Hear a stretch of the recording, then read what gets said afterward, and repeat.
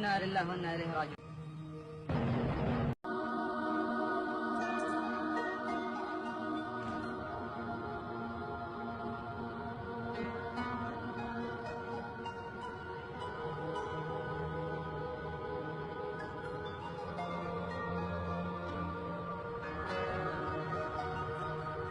إن شاء الله عفيت عنه يا ولدي.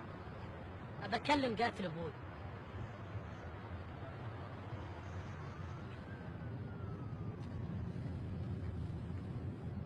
لو انك تمالكت نفسك ومسكت اعصابك ما كان صار اللي صار، لكن انا عفوت عنك لوجه الله. الله أكبر. الله أكبر. काश मोहम्मद बिन मुरसल के साथ भी यही होता। बेटे ने अपने बाप को फांसी से बचा लिया। सिर्फ 10 सेकंड रह गए थे फांसी से, लेकिन बेटे ने अपने कातिल बाप को बचा लिया और उसे माफ़ कर दिया। आप सबसे गुजारिश है मोहम्मद बिन मुरसल के लिए दुआ करें कि अल्लाह उसे जन्नत में आला मकाम दे।